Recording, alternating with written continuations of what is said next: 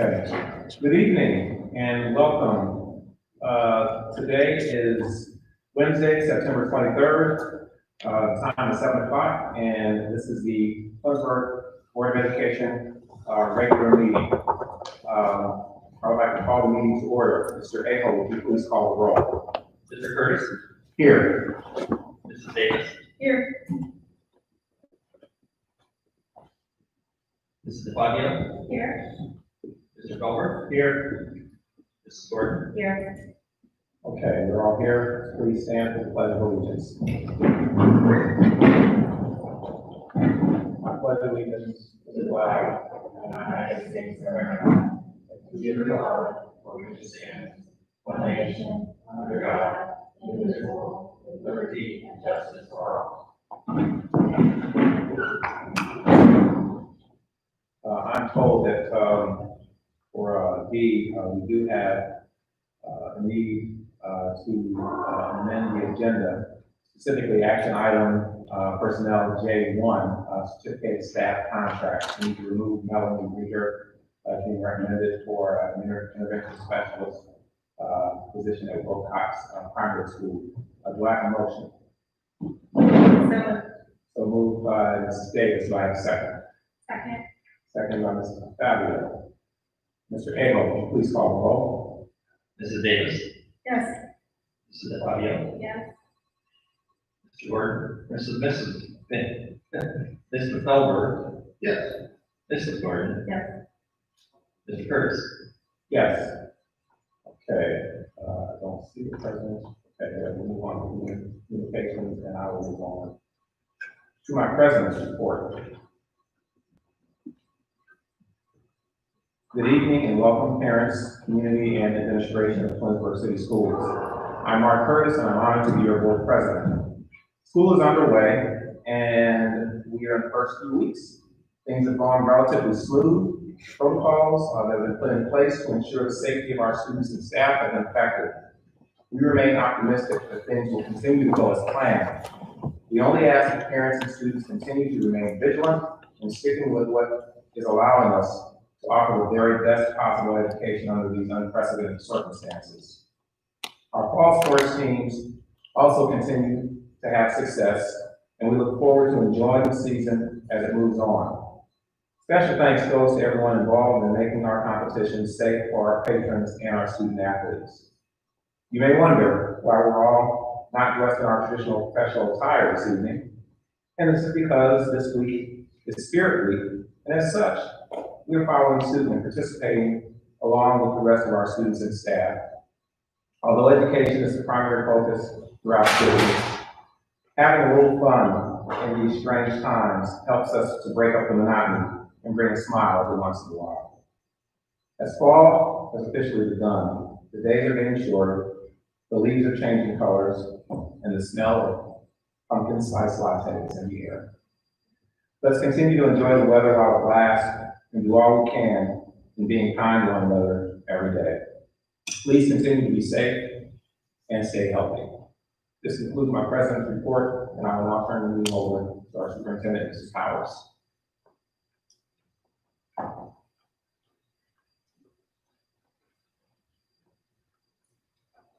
Good evening, Mr. Curtis. Good evening, Board of Education. Indeed, we have had a very positive start to our school year. Our staff and our students are working so hard. Board of Education is today, actually all day. I spent the day with our Twinsburg Education Association President, Kim Fink, and we went to the buildings to talk with the staff members who have some concerns and who have some ideas about how we can do things a little bit easier, potentially a little bit smarter, more efficiently. And so I appreciate Kim's invitation to attend these meetings with her. It was a great day. We sat with teachers and administrators, did some problem solving, and we put some things into place to address some of the things that were brought up today. So it's actually a very good day today. Board of Education, if we were in a typical year, today would have been the day that we would have begun our Student of the Month presentation and our school highlights. And obviously things are all a little off center. We started school a little bit later and such, but I wanted to let you know that the Student of the Month and the school presentations will return in October. They will be done virtually. So the principals are thinking of ways that they can record their presentations of the boys and girls that we have so many to celebrate. And we'll be bringing that to you in virtual presentations. So we look forward to all of that next month. And I just know our staff is so creative, they're going to do a great job. And really, it's all about celebrating kids and celebrating their accomplishments and really helping them feel really proud of all that they do while they're here in school with us. As Mr. Curtis indicated, it is homecoming week, and even though our annual homecoming parade, which should have happened tomorrow night, is canceled, we are still excited about many of the activities going on around the school district. As Mr. Curtis indicated, today was school spirit or team spirit apparel wear day, and tomorrow is Throwback Thursday, and then of course Friday is our class color day. Tomorrow and Friday morning, we have a special treat for our high school students, and that is our Twinsburg marching band and the paint crew are going to be greeting the students as they arrive to school tomorrow. We're going to divvy up the band and divvy up the paint crew, and as our high school students come through the doors, they're going to be greeted by a lot of excitement, a lot of spirit, and so it should be a really good morning tomorrow morning as well as Friday morning this week. Of course, everyone can catch Friday's homecoming game via the live stream that we have set up. I want to thank Mr. Welker and Mr. Kirtley for all the work behind the scenes to get that live streaming established for us, not only here in the auditorium, but also at Tiger Stadium and Tiger Stadium and here, and also in the gymnasium. So we have a lot of places where our families, although they can't be present, are able to participate and cheer on our Tigers, hopefully to victory in every single match and game. Board of Education, we have great partners with the Emergency Assistance Center, and every year we have this Fill the Bus, sort of a competition with Nordonia Hills schools. Because of the pandemic, things are going to be a little bit different this year. It's really not going to be a competition between Nordonia and Twinsburg, but the effort is going to still be there. So beginning October 1st through the 30th of October, we're going to be engaging our school families and hopefully the community in the Fill the Bus campaign. And we hope to build some school buses with non-perishable items that the Emergency Assistance Center is really in need of. I talked with Joyce on Monday of this week, and she was telling me that the pantries are pretty bare at this point, and so they are really reaching out to our school district to help fill the pantries with much needed supplies for members of our community. So we're happy to help. They are great partners with us in the Pause on Child Hunger program. So any way that we can help to support their need, I'm quite sure our boys and girls and our parents are going to jump on board and help build the pantry. Board of Education, I have two things to share with you this evening. You're already aware, but our community is not. As you know, in July, Lieutenant Governor John Husted shared that the state of Ohio planned to extend broadband services in our state.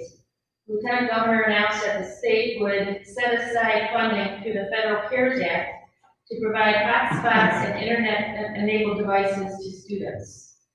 Given the ongoing pandemic, obviously there are some families in our school community that could use a hotspot and internet access. And so we have sent letters through the U.S. mail to the parents of students. We have to identify what they're calling vulnerable groups. And so that would be our parents whose children are eligible for the federal free and reduced price lunch program. But we were only able to include them in this opportunity if they had submitted their waivers to us. So there were families that were going to miss unless through this announcement, and Mr. Bennett has done a great job of reaching out and suggesting that parents fill in those waivers. But for those parents who have done that and who send back their letter of interest to us to participate, that would be one group. The second group identified for this grant opportunity would be our students with disabilities, and the third group would be our English language learners.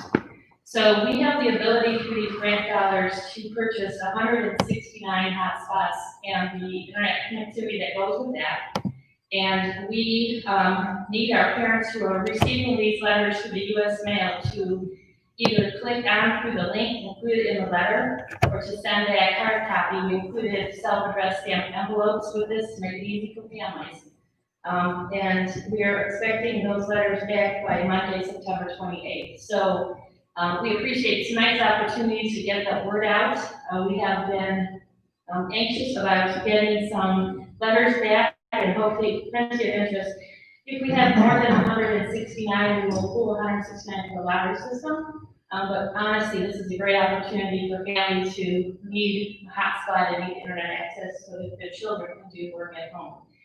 These hotspots will be borrowed for this school year and then returned to the district at the end of the school year in May, and then we'll reuse them moving forward into next year and beyond. So we appreciate those from Columbus who had the foresight to offer this opportunity to public school districts, and we're hoping that our Tiger families who are eligible jump on this opportunity and submit their letter of interest so that we can include them in our lottery.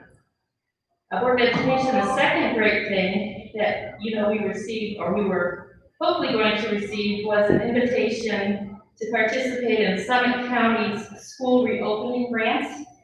And we know that County Executive Eileen Shapiro sent a letter to school superintendents last week, and I'd like to read it in part. It says, financial challenges continue to mount for all areas of our community, and I know public schools are no different. That is why I am pleased to inform you that I will ask County Council to approve more than $7 million in school reopening grants to help support Summit County public school districts. These funds will come directly from Summit County's allocation of CARES Act dollars and may be used to cover costs associated with providing distance learning or for in-person learning. And so the Summit County Council was supposed to meet last night, or actually the 21st, to discuss and determine whether or not this opportunity will be moved forward. I'm pleased to inform the Board of Education that I did receive correspondence from Executive Shapiro's office. The County Council did authorize these dollars, and so it would be distributed through Summit County schools based on our ADM. So it would appear at this point, dollars that the school district will receive from this reopening grant from Summit County Council is $409,604. So we are most appreciative to Eileen Shapiro and Summit County Council for really considering the fact that when you're operating a school district during a pandemic, there are so many unexpected expenditures, and there is great need to fill so that we can continue to provide great opportunities for our students. So this evening on the agenda, you will see the resolution to allow me now to apply for these grant dollars. And I was told through an email from Eileen Shapiro's office that we'll be receiving extended paperwork to complete here in the next day or so. So with the board's authorization this evening, we'll be able to accept those dollars and then be able to use them for instruction here in our school district. So we're pretty excited about this opportunity. It really came out of nowhere. Okay, I guess somebody else is excited too, right? Board of Education, as you know, this evening, Mrs. Garden is going to be presenting some information about the local report card, which was distributed throughout the state of Ohio on September 15th. This year's local report card has a total different look because of the lack of testing that spring. It's an abbreviated report card at best. And so there is data we are going to be reviewing that will be helpful to analyze and to help inform some decisions with regard to academic programming, especially those items related to our early literacy piece. There's some pretty good data because what happened, we were able to get that testing done before the pandemic even came to be. And so there's some good data that we can use to help make some informed decisions. And then also, the other pretty exciting thing this evening, Board of Education, is Mr. Bendis, as you know, was at our board meeting probably a month ago, and he talked to you about how the opportunities that his department provides. And again, the Federal CARES Act is really working hard to provide additional programs for our students. And this evening, I would like Mr. Bendis to come forward and explain a great opportunity for all of our families, every single one of our students from preschool to 12th grade, program called the Summer Seamless Option. So good evening, Mr. Bendis, we're excited to see you, and I know the board will be happy to hear some great news. Thank you. Good evening, board members. So the Summer Seamless Option is a program that is it's actually a combination program that combines the National School Lunch Program and the National School Breakfast Program. And it's typically a program that is reserved for communities with a higher than 50% free or reduced population. You guys hear me okay? Yeah. I don't know, anyway. So, but typically, so because these are unprecedented times with COVID going on, and because of the CARES Act, there is an opportunity presented to us to participate in this program for the families of Twinsburg City Schools. So what that means for us is right now, because of the CARES Act, there's funds to provide to us the option to participate through December 30th, till the end of the school semester in December. So what that means for us is Twinsburg families would be eligible for all kinds of families would be eligible to receive a free lunch and free breakfast throughout this semester. So very unusual, but really a great opportunity for us to provide for our families. It is an optional program, so there's no requirement to participate, but it seems to be an opportunity that would catch a lot of our folks that might be seem to fall through the cracks. There's a lot of people that apply for free reduced meals that maybe just missed that cutoff, so they still may be struggling financially. So this is a great opportunity for us to provide some further assistance to them, and as well as a unique opportunity for us as well, because I mean, if you've seen our program since we started the school year, we are a major mobilized force. I mean, we have carts rolling in every direction and meals being distributed to classrooms, and I think this would be an opportunity to further that opportunity and provide more children with meals. So it's, I mean, this is a program that we can start any time. So, does anyone have any questions? So how do the families opt in? Do they go online and say, you want to opt in on a form, or? So, with this program, there's no opt-in or opt-out. So, if we decide as a district to move forward with this, then every student, no matter what, we go through. And the whole idea behind it is because of COVID, they want reduced handling of cash and kids going through serving lines and cash registers and all those kind of things are handling cash. And we've eliminated a lot of those things, but this actually, the Summer Seamless program is a way to expedite that whole situation. It's very, I guess, it eases all the restrictions for cleaning meals and counting meals, so it makes it a lot simpler process. So you would be assuming that you would be making meals for every kid that's in the I building, or? don't anticipate that would happen typically. I mean, typically we have between 600 and 700 students that qualify for free and reduced meals in Twinsburg, and on average, I'd say 60-some% of those actually buy on a regular basis. So I would anticipate that we would see a jump in each school in participation, but I kind of feel like it's, the people that need it are going to take advantage of it. The people that typically buy lunch will take advantage of it. I don't know, and hopefully people that need it will take advantage of it.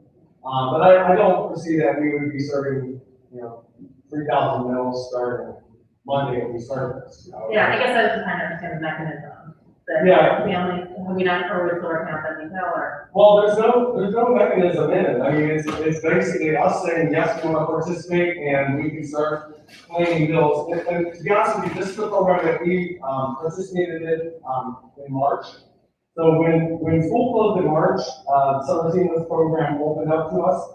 So that allowed us to offer those to-go packages to any family. So it's free or reduced, or anybody that was in need. So anybody that had a need could sign up for it and receive those packages all throughout the summer.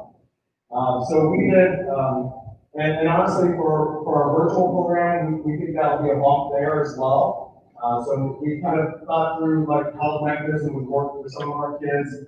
We have a lot of children that are virtual. And right now we have about 90, just a little under 100 students that are receiving meals virtually from us, distributed through Dodge. We distribute, they pick up at Dodge or we deliver to 3 other locations in the district. So I expect that would jump up a little bit. But, you know, the program is, the program is just intended to make it easier for every family, you know, during these difficult times. We also thought preschool is a little difficult because preschool kids are only here 2 hours a day. So what we would do is open the virtual program up to them as well. So parents of preschool students can pick up or receive delivery at our 3 locations.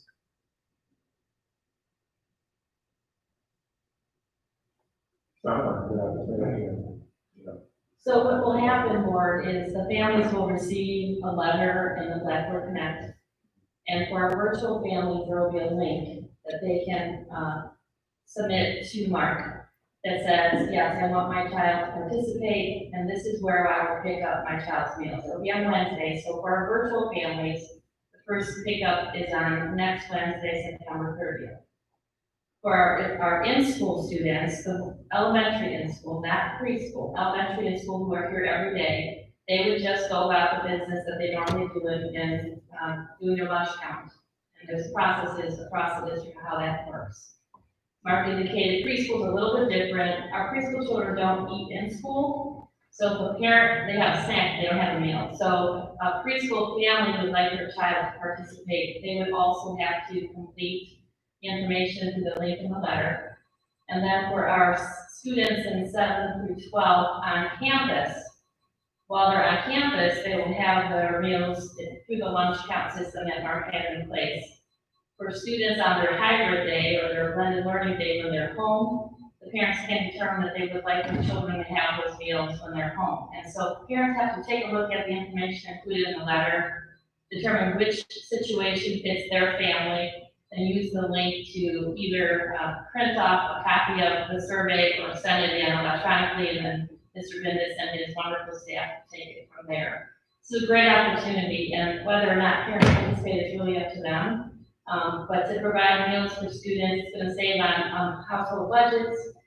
Kids are going to get healthy meals, not that they don't get them from home, but I'm just saying that parents don't have to think about, what do I have to pack for my child's lunch tomorrow when they come to school and get their meal at no cost to the family. So we're very grateful to the USDA, very grateful to Mark and his staff, and of course our transportation staff that will get those meals out to our virtual kids. We've been doing it since March for our meal drop program. This just expands it in a greater sense. So it sounds like a lot of work, it sounds like a lot of very worthwhile work, so I appreciate that. Thank you. Any other questions regarding the program or? Thank you. I think it's a great opportunity. I think for us, it's something that it's a huge thing we can do for our families in Twinsburg. And there's a lot of families that will benefit from this. Thank you. Thank you. Thank you. That concludes our report. Thank you. Thank you, Mrs. Powers. Next, under communications, is committee reports. Finance Committee. Start that off, and I've asked Mr. Aho to kind of chime in here as well as Mr. Curtis. Hopefully the Finance Committee met on September 10th with 3 items on the agenda, looking at expenditures caused by COVID-19, the $5 million emergency levy renewal, and the conceptual legacy plan. Of course, most of the discussion revolved around the expenditures on COVID. So that's the area that I just want to highlight. But what the Finance Committee is recommending at this point is a much deeper dive with respect to a work session for the entire board, because there's a lot to cover. The finance doesn't work in a vacuum, but there were hundreds and hundreds of decisions that had to be made over the last number of months to keep the kids safe, get the schools open, sanitization, and the board made all these decisions along with administration as they came up. And believe me, there was a lot of things that we never thought we'd be discussing. But the The impact of COVID is deep, but fortunately, this district has been in a very good financial state for many, many years, including having a decent fund balance. And hopefully this is when we see it come to fruition. So the highlights, and again, with the ever shifting sands, as we just heard tonight, another $409,000 may be coming our way. So again, this changed 10 minutes ago. But the hits are broken up into main buckets of curriculum, the district, business and PI, wellness and special ed. And again, these are all decisions that we have to the work session. Nothing's going to surprise you because of all things that we will talk about. But the big scary number is the overall hit of expenditures to the general fund is about $2.9 million. But we already have grants and pending grants, not including what we heard tonight, of $400,000, bringing that down to $2.5 million. And just quick highlights. In curriculum, it was everything from some of the technology that we needed to the summer camps and the things that went along with that, and some equipment for teachers. On the district side, the communications plan that I've got to say I've been stopped on the street from people that live in the district and work in other districts and say they take our plans and send them to their superintendents because of the details of our plans. But that plan and how it was communicated, there were some costs there, additional costs with meal drops, and some things along the Chromebooks. Our biggest hit, of course, was on staffing. The numbers that I'm looking at here are about 1.8 million. And again, we had so many things we had to account for, both in-person teachers, virtual teachers. No longer can you put a couple hundred kids in a cafeteria room and have lunch. When they're all having lunch and they're in the classrooms, we had to hire people, to accommodate that because the teachers need to have their lunch and of course their playing time. So those are just some of the highlights that hit in each of these groups. Of course, all the sanitization, all the PPE, and all those things. Some of these are going to be recurring costs, and that's why we're recommending the work session, to really dive deeper into this and to overall look at how this has impacted the forecasting flow chart that we've used for a number of years.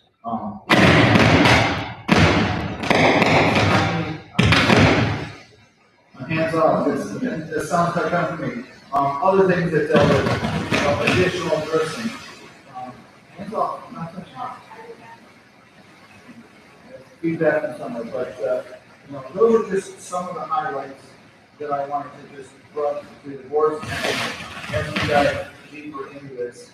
Before I ask Mr. Aho to go into a little bit more detail, one of the big parts of our planning flow chart is looking at the levies, and the $5 million emergency levy that is upcoming needs to be discussed, and that's again a board decision. There's deadlines coming up. You have basically 3 opportunities to put a levy on the ballot. We've already missed the opportunity for this November, and understandably with everything that we were discussing. But that is again a very big part of the funding. We have been flat with revenues, as Marty's going to show you, for countless years. And these are actually operating levies that we need these funds to operate. We didn't talk extensively about the conceptual legacy project, only to know that again the world has changed, and I believe the administration we're going to take that back to the architects and say, all right, what did we know? What's going to change with buildings, and what do we need to know? So I would think that's going to be forthcoming, but that was not a topic. So overall, a lot of detail. I don't want to get into the patents and patents of depth that we can do at the work session. But Marty, I believe you have a couple other pieces of information that might at least help round out the picture as well as you stand right now. Yeah, just a couple of quick slides here.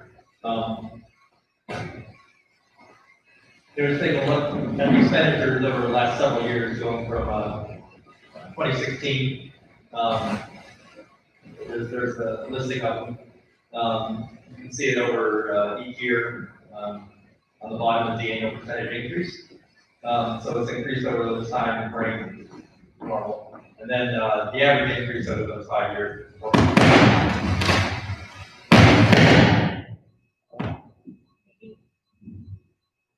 have a bad day. Yeah. That microphone.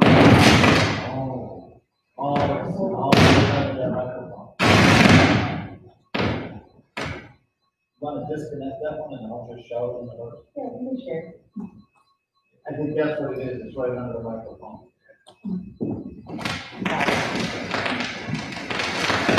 Make it louder.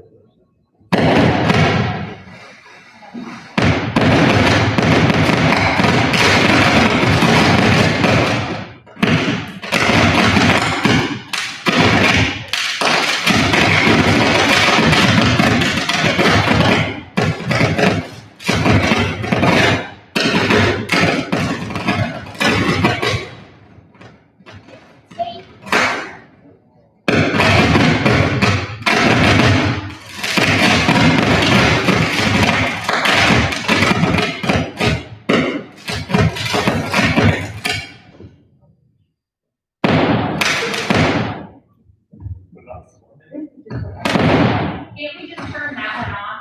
I don't know how to. Or put it on the floor, I'll do the front of the, thing.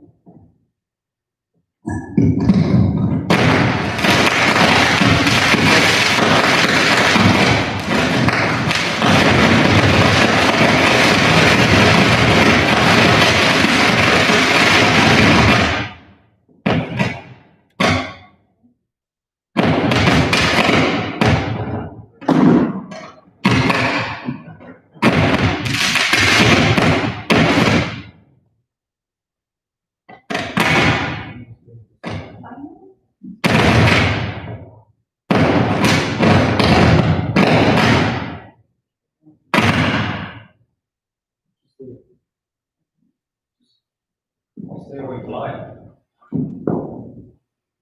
Okay, Marty. Now you've made enough.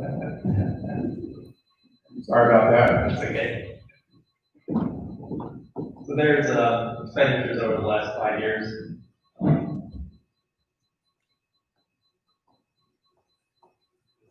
And here's taking, 09, or 19 and 20, taking 20 and multiplying that by 4.1% to get the trend for the fiscal year 21.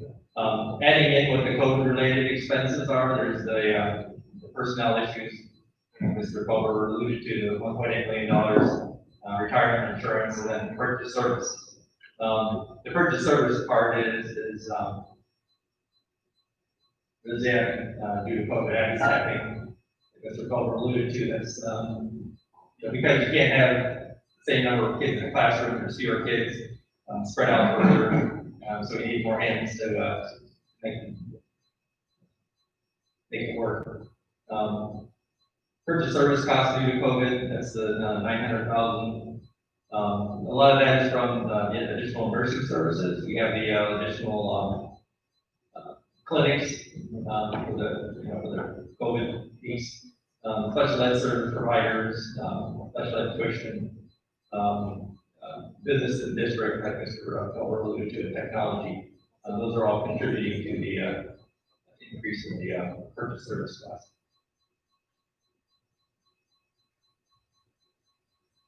On average, we have about $1 million, the last 5 years, we've on average $1,085,000 in outstanding POs. So if you add that to the 55,000 there, you can see that basically it comes up to what the appropriations are showing. There's something to keep in mind over the years. We have a stretch there where basically we have the same revenues from 2007 through 2018. We've had increases since then, but at least, for that area, you can see, major reason for that is, the caps and state funding and House 920, and the elimination of the tangible personal property tax, which is, that's by there. You can see, like, in fiscal year 2010, it was $7.8 million. Originally in 2004, it was $9.8 million. And that's gone away, and then over the next year or so, it'll be totally eliminated from a high of $9.8 million. Here's the financial strategic planning flowchart. This kind of highlights the idea that we have a levy coming up. So we have the emergency renewal levy. It's under the 2020 label there. This 2020, 2021, and we renew that. Very important to get that renewed. It does still have the homestead rollback reimbursement on it. Because it's an older levy, if it was not to be renewed, then we would lose that state reimbursement. So we have the 3 chances next year. There's 3 elections next year for renewal. 3 or 2, just 2, right? Yeah, you can do 2 out of that 3. Yeah. We've already missed the 1. There's 3. There's 3 elections next year. Okay, okay. Yeah, May, August, and November. I see. Also up there is the in the red square is the CAT PDP, and that's going away every year at almost $500,000. And of course, well, the only thing we're missing on there is a big COVID. I should have put that in there. It's a big COVID word. There's the levy cycle. You see the 2 emergency levies on the top. The 2020 to 2021. And then we have another general operating levy coming in 22, 23.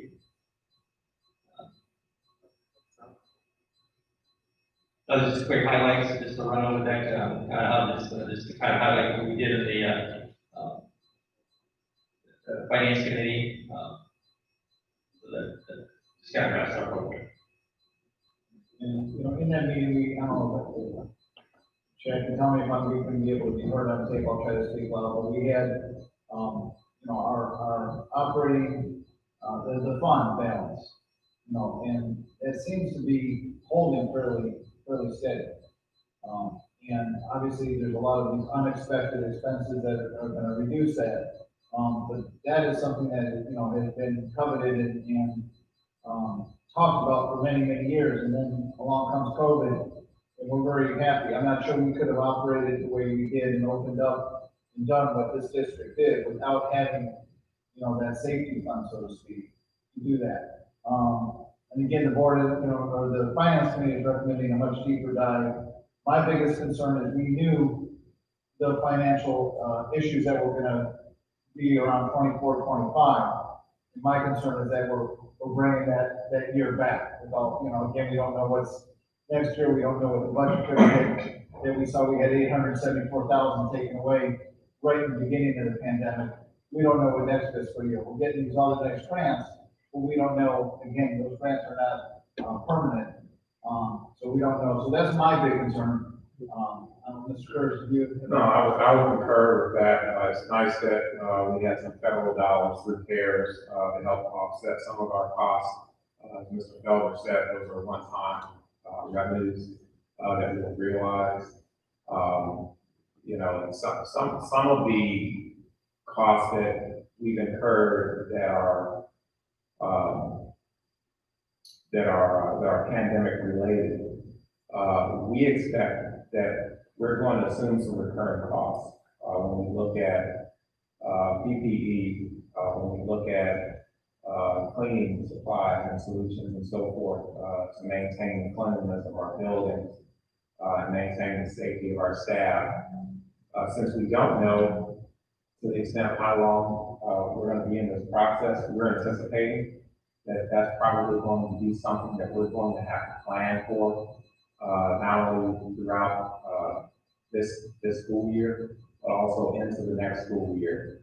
One of the things that was very fortunate for us is the last levy that we passed, we had budgeted already for the Chromebooks that we've been purchasing. So, that's a saving grace that we had money already appropriated for that. The time frame in which we rolled that initiative out, got moved up, got expedited out of necessity. The fact of the matter is, we had funds available for those additional costs. There were some other costs with respect to the staff, laptops that we had to buy. But other than that, for the most part, most of our technology costs were already planned for and already budgeted for. So some of the unforeseen costs, around COVID, we're gonna have to really, be planful, in future years to know that some of these things are gonna continue to occur. And the way in which we're educating kids, now is probably, there's gonna be some form of, hybrid for probably the next couple of years, until, we know more, and until, the general public is trustful, that, in buildings and, being in school 5 days a week, is really safe. So, this is what we know now. I thought it was beneficial to kind of go through all the numbers by department, to just kind of take a look at, some of the things. I mean, as Rob said, we collectively as a board made these decisions, and these expenditures, but to see what the impact is, on the bottom line, and to kind of understand it from a 30,000 foot view, was helpful. I did some professional development today with Alaska, which is one of the treasurer state organizations. One of the topics that came up were some of the school districts that did not have a fund balance at year end, and borrowed against next year's dollars to make their payroll at year end, because the state budget cuts affected them. So they were basically short dollars at the end of the year and didn't have a fund balance, basically to cover their year end payroll, so they had to borrow. It's kind of a scary thing. Our fund balance was never larger than our operating budget. It was always small. Right. And that kind of, people always say, if you don't have that money, you don't have that flexibility to do what we did. Again, the Chromebook initiative, just simply unbundling 7th and 8th grade Chromebooks from carts and sending them home in March. We couldn't have done that. We could have, there was a laptop we had at that, and I found it out the hard way in my company. There wasn't any technology we had from, middle of March. We needed to buy a laptop to do anything. So, again, I think we need to get a much deeper dive where we can, the entire board can look through all the numbers and really start to look, I think, beyond COVID and what might change. Any other questions or comments from the board? Great, thank you, Mr. Felber. We'll move on to item F, which is our administrative report. Mrs. Powers? Thank you, Mr. Curtis. It's just a word about running a school district in the times of the pandemic. It's almost as if we have two parallel districts we're running at the same time, where we have our on-campus and hybrid students, but we also have our virtual students. And so meeting the needs of all of those is quite a strain on the district's budget. So I appreciate the interest of the board to really dive into the numbers. We appreciate the funding through the CARES Act, and thankfully Marty has always been very conservative in how he manages the district's budget, and so we're in a better place than other districts. But we also have to be cognizant of the fact that until we have a vaccine, and until that vaccine is tested, and until people are comfortable taking that vaccine, we're going to be in a circumstance similar to the one that we are right now. And we are fortunate in the fact that we were able to move school buildings and assure the 6 feet social distance. Some districts cannot do that. And in those kinds of circumstances, when you have COVID spread, it is a significant situation. We're fortunate that the situation that happened here on Saturday with a couple of our high school students didn't become a situation where we were asked to quarantine students and teachers. And the reason for that was because I could assure the county that we have the 6 feet social distance in place in our buildings. So all of that happened this summer, all the measuring that happened, all the movement that happened, is actually benefiting the ability for us to remain in school and to continue great opportunities, depending on the choice of a parent is, either here or at home. So I just wanted to thank you for that, and I appreciate Marty for his diligence in managing the district's budget. This evening, as I mentioned a few minutes ago, as you know, board, on September 15th, the State Department of Education released a local report card. And it is not as wealthy with information as it usually is, but there's always pearls of wisdom that you can pull from these documents. The data is always good to look at and to figure and to contemplate how we can use it to adjust what we do to benefit our students and our school community. So this evening, Mrs. Harding is here to give you an overview of the local report card. And at the end of the presentation, she also wants to talk to you about some of the restrictions that are placed upon us by the fact that even though we're in a pandemic, we are still required to test students and some of the plans that we have for bringing virtual kids back on campus, because this is the time of the year that students who are in our elementary primary grades have rooms written for them for their reading abilities or diagnostics. It's also the time of the year that the KRA is administered. And there has been no allowance by the Department of Education or the federal government to step away from these requirements. So as a school district, we have to put into place here opportunities for students to come on campus or come to a place, and we're gonna talk a little about that, how that will look for our kids, keeping everybody safe, but also meeting the letter of the statute that we're required to do with regard to diagnostic assessment of students. So without further ado, I'm gonna ask Jen to come forward and give you the overview. Good evening, Board of Education. I already made my grant entry, so, no comment on that. Okay. All right. As Mrs. Powers said, we're going to talk about the local report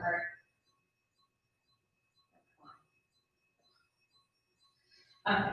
As you'll see, there are a lot of NRs this year. It's all NRs, so there is no report because that was one piece of relief we were given that we are not reported on for our report card for the year. But some of the components do have information in them. And the first component that has information is our graduation rate, because we've had our graduates and we know what happened with them. So again, we are always so thankful and pleased with our graduation rate that you'll see we are at a 97.5 and a 99.7. And that is due to the hard work that starts with our students at kindergarten and works its way all the way up through the high school. So if this score were to be, if this measure was to be scored higher, we would have received an A in this area. So one of our things we like to celebrate always.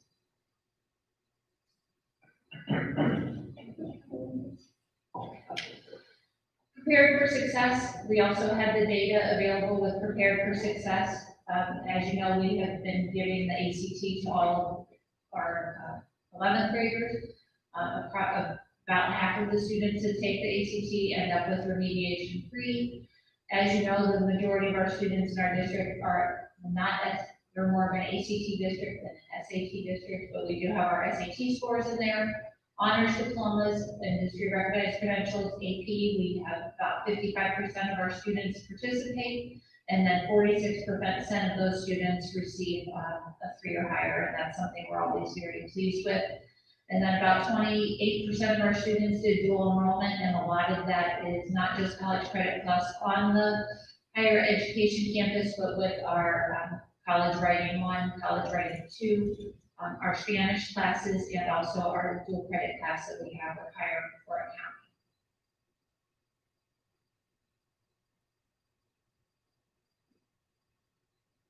accounting. This measure is also non-report. This is our at-risk K-3 readers.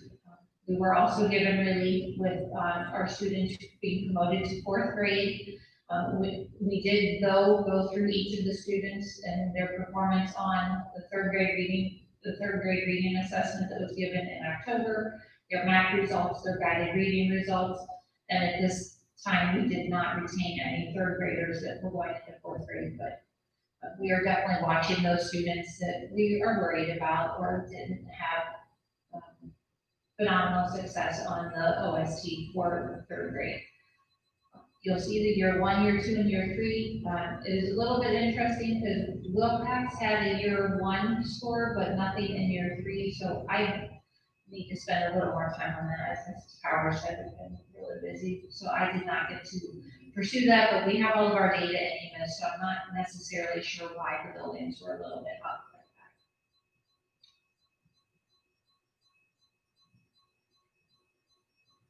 Upcoming assessments, MAP testing started this week. Today is only Wednesday. Yesterday was Tuesday. We started with second and third grade who are on campus testing. We also started with our K-1 students testing. We really thought we talked about trying all 5 grade levels that are here at this building testing at once, but we decided we didn't want to do that for anyone. So we will start with our 4, 5, 6 students who are on campus doing math testing next week. And then the thing we would like to talk about this evening is our virtual students also need to do math testing. And our plan is that on Monday, which is our data day, we are going to be asking our kindergarten and first grade students to report to Wilcox Primary School that are in the virtual academy. Their classroom teachers will meet them at one of the outside doors. And then the students will come in and take the reading math assessment. And then those students will be pulled over by the classroom teacher as well to complete the KRA, which is the Kindergarten Readiness Assessment. The KRA specifically states that it cannot be administered in a virtual environment, and then math also does have a virtual environment, but in the case of reading and the first time these students are taking math, we want our students to be on our campus with us so we can monitor and watch the situation. We need to make arrangements for some of our other math testing to happen with our other grade levels, looking potentially at NEOEA Day. Also, so for second and third grade, we would like to thank our friends at the city. They are allowing us to use the community center. So we're gonna kind of move into the community center next week, and we will be administering math testing at the community center. So the students will come and meet their virtual teacher. We will have 2 second grade one day, 2 second grade the second day, then 2 third grade, and then 2 third grade. We will start at 10 a.m. Parents will be receiving a letter either later this evening or tomorrow morning in regard to that testing. If students need transportation, we will provide transportation for those students. We realize that some parents chose virtual because they do not want their students with other children, or they don't want their students on the bus. So we will make arrangements for those families to take the assessment in another manner. We also know that Monday is a Jewish holiday, so our kindergarten and first grade students who are of the Jewish faith, obviously we will make up another time for those students to test. I think I got everyone with math. One other caveat with math testing is NWEA and ODE are not allowing us to use math testing for gifted identification unless it is done on our campus or in our facility. So if a student in 5th grade, which is another one of the bands we use for gifted identification, we will not be able to use that 5th grade assessment unless they go on our campus. So we're making that very clear with our families. It's just another constraint that we're working with. And then coming up in October 14th, we will be administering the PSAT to juniors. That will be on campus. Students will be in masks, obviously, in the classrooms with 6-foot social distancing. The other students will not be in attendance that morning. And then in the afternoon, we are going to administer the pre-ACT to sophomores. Our sophomore class did not get to take the pre-ACT as 9th graders because we were in the pandemic and had to shut down at that point in time because it was our goal to test them in March or April. So we will be administering the pre-ACT to sophomores in the afternoon.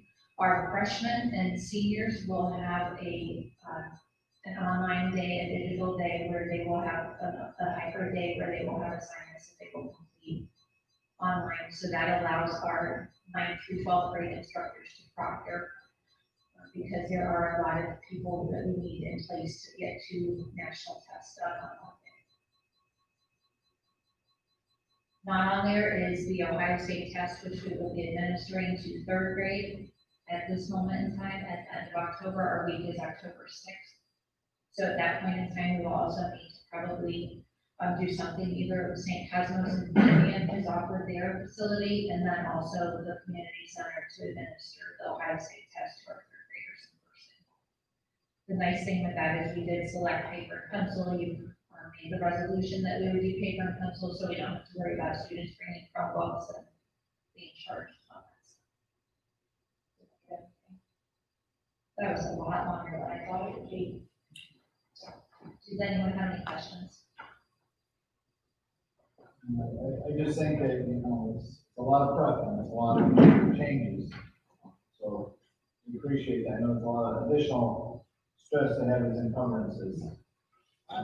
There's never a dull moment. There's never a dull moment, ever. So, thank you very much. Thank you. Well, I just want to go and thank Mrs. Farthing. She makes it sound so easy and simple. It's not.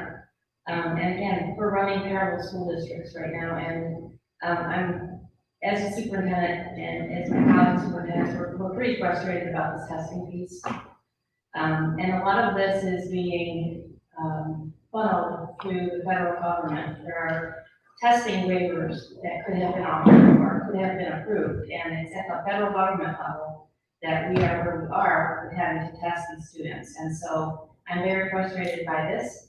I know our parents who have selected the virtual academy do not desire for their children to come back on campus. I understand that.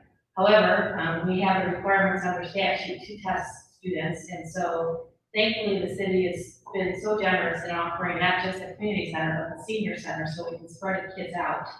And Father Michael over at Cosmos has been generous with his space if we need it as well. So thankfully to our community partners, this will all work out in the end. But it is very frustrating that we are being asked to do assessments and we're a small school district. Imagine being in Cleveland or Dayton, trying to figure this out here in the remote platform. So just wanted you to understand and hear from us some of the stressors under which this is all being managed. And we recognize, we're very cognizant of what our parents have asked us to do, and we're trying to meet those needs. But we do have requirements under statute with regard to this testing that we do have to try to get the children in to be assessed and then moving forward. So thank you. That concludes our reports for this evening. Thank you, Ms. Powers, and I just would concur with you with respect to the unwillingness at the federal level to grant waiver under the circumstances that many districts find themselves in. There are very few districts. Every district is pretty much dealing with this pandemic differently, one way, in one shape or fashion. And the extent to which we're going to be expected to do regular assessments when we have the ability, every district has the ability to do their own assessments to determine where kids are and adapt instruction to meet their needs.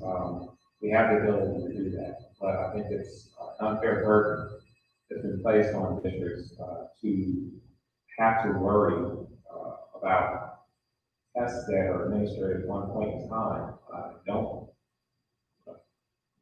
They don't really tell us a whole lot. They don't tell us more than what we already know. So under the circumstances, we're in the middle of the pandemic, this is something that I think personally is unreasonable to expect districts to continue to do. But the fact that you're able to step up and make it happen and be very creative in how you do this is commendable. I appreciate it.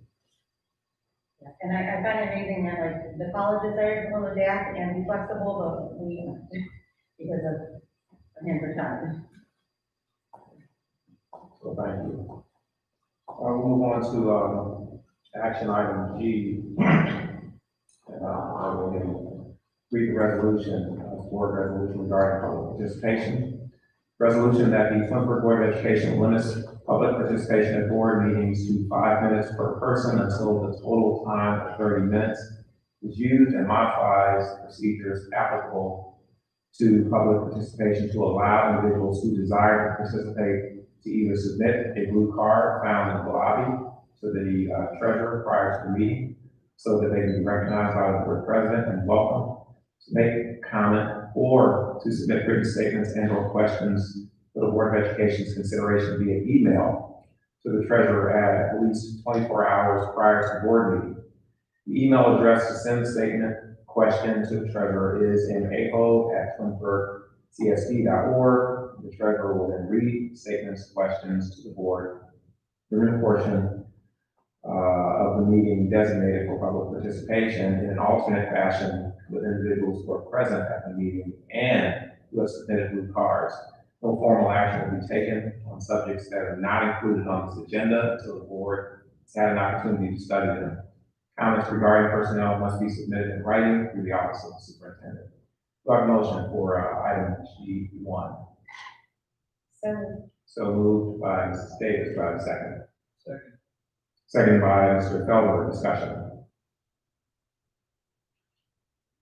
And hearing none, Mr. Aho, would you please call the roll? Mrs. Davis, Yes. Mr. Felber, Yes. Mrs. DeFabio, Yes. Mrs. Gordon, Yes. Mr. Curtis. Yes. Passes 5-0. So, with respect to announcements, is item H, Mr. Aho, do we have any? Nothing. Any letters? Okay. All right. So we'll move on to item I, treasury report and recommendations, I1 and 2. Without objection from my colleagues, I will read them together. I1, resolved that the Twinsburg Board of Education of the Twinsburg City School District, Summit County, Ohio, that to provide for the current expenses and other expenditures of said Board of Education during the fiscal year ending June 30th, 2021, and following sums be and the same are hereby set aside and appropriated for several purposes for which expenditures are to be made and during said fiscal year upon recommendation of the treasurer.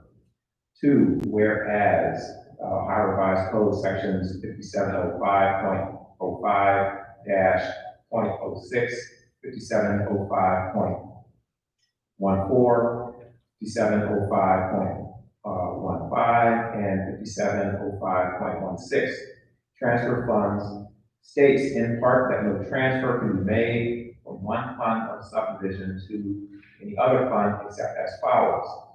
The unexpended balance of any special fund other than an improvement fund may be transferred to the general fund or to the sinking fund or bond retirement fund after the termination of the activity, service, or other undertaking for which such special fund existed, but only after payment of all obligations incurred and payable from such special fund. RC 5705.14D. Whereas several special revenue and/or student activity funds have unencumbered cash balances, and whereas are determined to be dormant or unused, therefore the Twinsburg Board of Education determines it necessary to transfer funds in dormant and unused special revenue and/or student activity funds into the general fund for the proper public purpose of usual and necessary expenditures. Do I have a motion for items I1 and 2? So moved by Mr. Felber. Do I have a second? Second. Second by Mrs. Davis. Discussion. Okay, hearing none, Mr. Aho, would you please call the roll? Mr. Felber, Yes. Mrs. Davis, Yes. Mrs. DeFabio, Yes. Mrs. Gordon, Yes. Mr. Curtis. Yes. Passes 5-0. Moving on, action items J1 through 3. Without objection from my colleagues, I will read them together. J1, resolved that the Twinsburg Board of Education accepts the certificated licensed personnel and/or contract recommendations detailed in the attached exhibit as per the dates, terms, and other applicable conditions specified pending satisfactory ORC background checks. 2, that the Twinsburg Board of Education accepts the classified personnel and/or contract recommendations detailed in the attached exhibit as per the dates, terms, and other applicable conditions specified pending satisfactory ORC background checks. And 3, that the Twinsburg Board of Education accepts the supplemental contract recommendations detailed in the attached exhibit as per the dates, terms, and other applicable conditions specified pending satisfactory ORC background checks. Do I have a motion for items J1 through 3? So moved by Mrs. Fabio. Do I have a second? Second. seconded by Mrs. Gordon. Discussion. Okay, hearing none, Mr. Aho, would you please call the roll? Mrs. DeFazio? Yes. Mrs. Gordon? Mr. Felber? Yes. Mrs. Davis? Yes. Mr. Curtis? Yes. That passes 5-0. Next is action items of business K1 through 7. Without objection from my colleagues, I will read them together. K1, resolved that the Twinsburg Board of Education approves the agreement with Reserve School of Applewood Centers Incorporated, Reserve School, for one student to attend Reserve School effective August 13th, 2020, at a rate of $258.37 per day for the 2020-2021 school year per contract since the board under separate cover.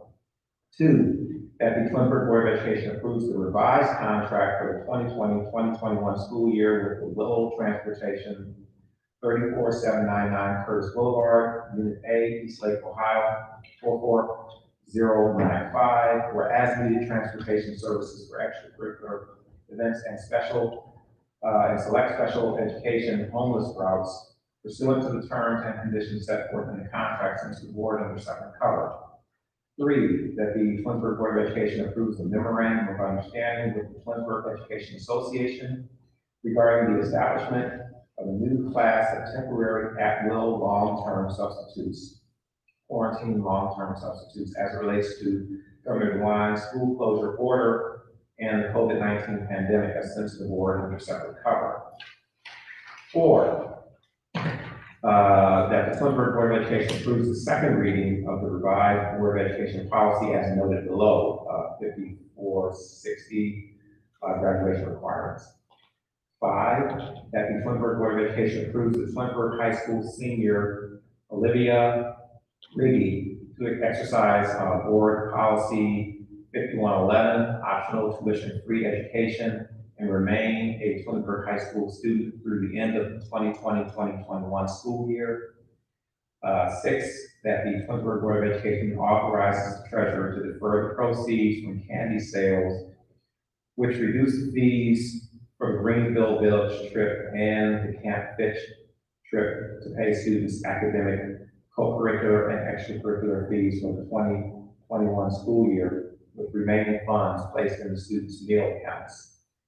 And 7, that the Twinsburg Board of Education authorizes the Summit County COVID-19 Public School District Reopening Grant Agreement, which provides a portion of Summit County's allocation of CARES Act dollars appropriated at $100 per student based upon our district's daily memberships as provided by the Ohio Department of Education. These funds will be used to support classroom instruction during the pandemic as since the board under separate cover. Do I have a motion for K1 through 7? So moved by Mr. Felber. Do I have a second? Second. Second by Mrs. Davis.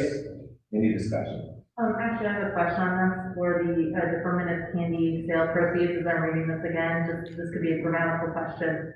I'm assuming the funds will go back to the specific student that raised the money. Okay. Any other questions? Just a comment and thank you. You know, we already know through this pandemic and before that we have tremendous staff. Just the cooperation of our bargaining units, especially in the MOU that we just read. They just continue to allow us to operate and to work together. That's appreciated. I don't think a lot of districts get that same cooperation. So thank you.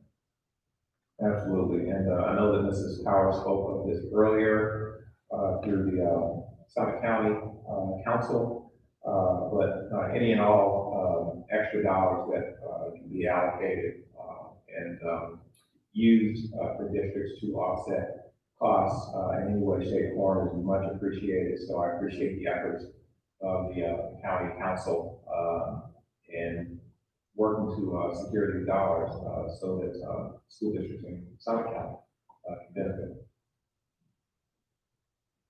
Just a word about the MOU. Thank you for reminding me, Mr. Felber.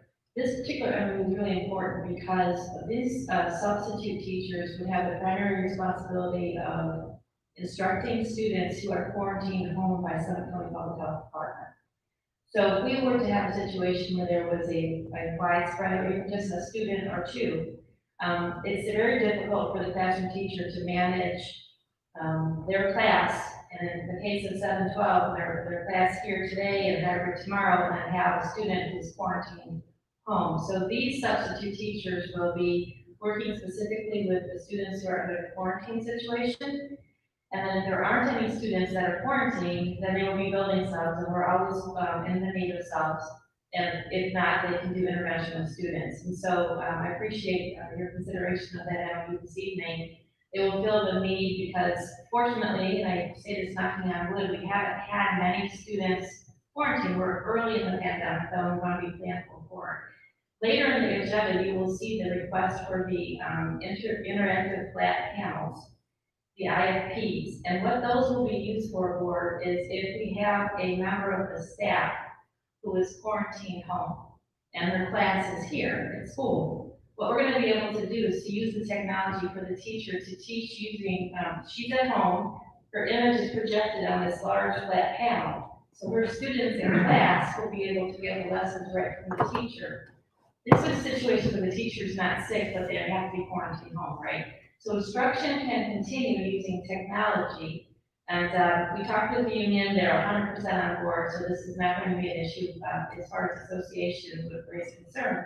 But it continues education for our students, which is really very important. So that expenditure is for the flat panel, it's also for the little camera that goes on it, so that we can provide instruction ongoing, given whatever circumstance we encounter. So just trying to be planful and using technology to help us get through this. And those are mobile, they'll be able to go throughout the Yes. and across them.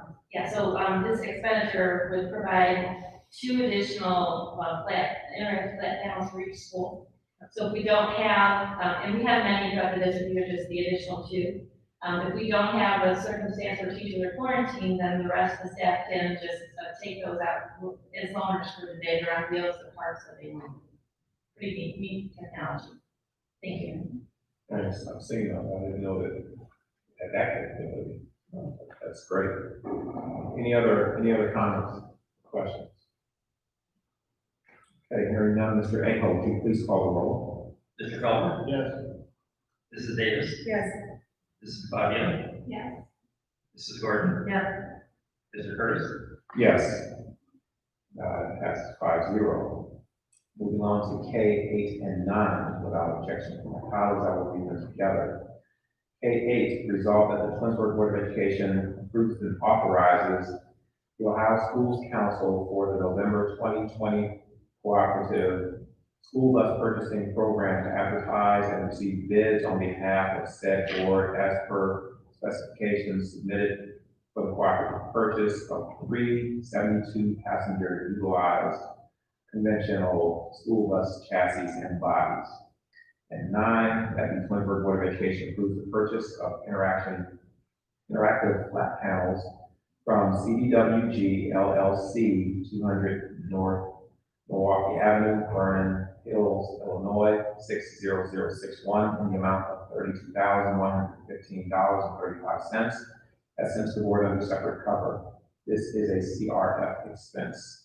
Do I have a motion for K, 8, and 9? So moved. So moved by Mrs. Davis, do I have a second? Second. Second by Mrs. DeFabio. Discussion. Again, what I mentioned in finance, all those decisions, these are 2 examples, both in the previous resolutions, for subs, and then again, how are we continuing excellent education, and we have the ability to do it.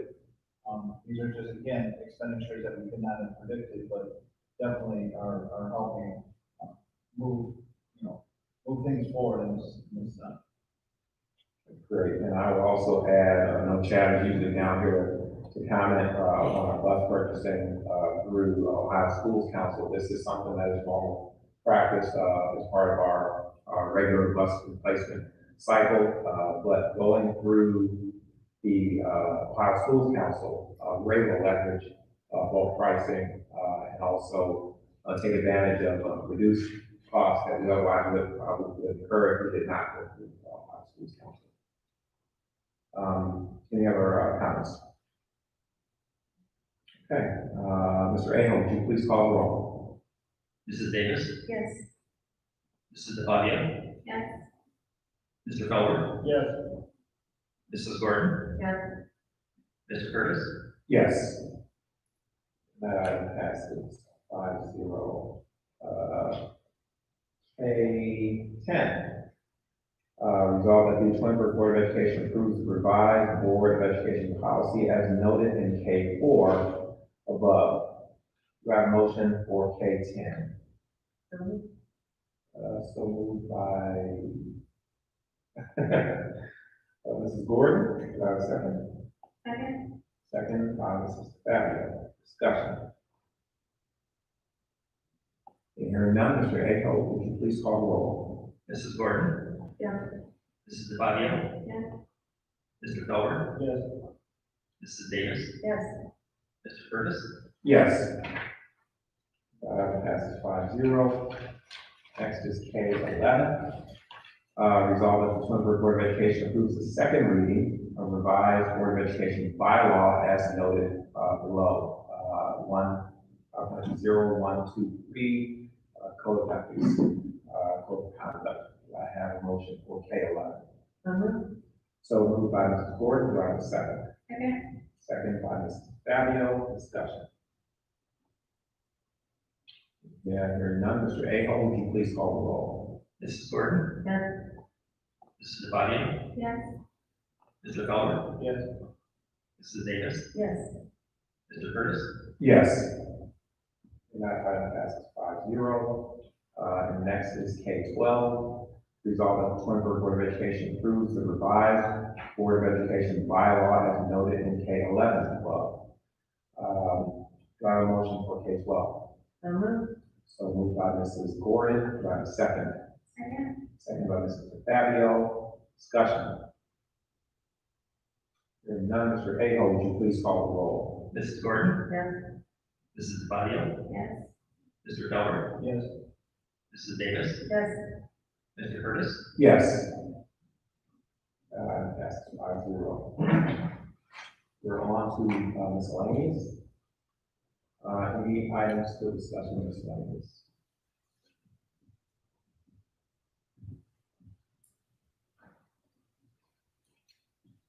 I'll just do a quick shout out to our coaches, our staff, all the people who've been involved in, keeping our kids safe at these, games and activities that are participating in, and, just the fact that, parents are able to be a part of their kids' experiences right now in this crazy, unexpected time. And, I'm just happy and thrilled for our students too, that they're able to do, as much as they're able to do right now outside of the classroom and give some sense of normalcy. And, like I said, the coaches and staff, the volunteers, volunteer coaches, everybody has just been doing a really incredible job. And then working with the other schools too, to, have some kind of, agreement as to who we're going to bring in, how we're going to limit people. In some cases, it's different. Ours, we're able to accommodate a little bit more than some other schools, but everybody's doing the best they can, and I really appreciate all the efforts for that. Yeah, I'll piggyback on that. I just recently had an opportunity to the senior day, for the football team, and it was our first home game. So just, experiencing the new normal, if you will. The stands are all clearly marked. The announcer continuously throughout the game reminds our patrons to make sure that they wear a mask at all times, not hang around or loiter or linger in areas, not to congregate. Everyone that I can see in the stands pretty much adhered to the process. Special thanks to the monitors or whatever the titles are. Your compliance officers. They were out and about, making sure that, people were adhering to the rules. And I know that the most recent report that we got, from folks that kind of like to pop in and make sure everything is going smoothly, I think we got all flying colors. And so I just think it's just validation, for all the hard work, that's gone into making this thing happen, and make sure that, we're doing things as safely as possible, and, to Mrs. Davis's point, so that, students and their parents, can have this experience, with their children, even under these circumstances. So, I would appreciate that. And I guess I should have quickly mentioned too, thank you for the parents and spectators who have been coming and abiding by these new regulations and being respectful to the people who are, kind of trying to enforce this. I guess, they deserve that thanks as well. Any other comments for Ms. Williams? Okay. The only other thing that I would add is, since this is being live streamed, I want to apologize, for the, inconvenience or disruption, technical difficulties, that we've experienced. As you can see, we're in a new, venue. And so all of this is new, and testing out. I think, I want to thank the staff, for trying to be creative in, allowing, the general public, an opportunity to be a part of our meeting, under these circumstances. So, apologize for the slight technical difficulties that we had, during the meeting, but nonetheless, it does afford us an opportunity to be safe, and have a public meeting, where the general public is able to view us. Okay. We do not have a need for executive session, so, I will make a motion for adjournment. Do I have a second? Second? Second by Mrs. Davis. I'm sorry. Sorry, by Mrs. Fabio. Roll call. Mr. Curtis, Yes. Mrs. Fabia, Yes. Mr. Felber, Yes. Mrs. Gordon, Yes. Mrs. Davis. We are adjourned. Thank you and have a good evening.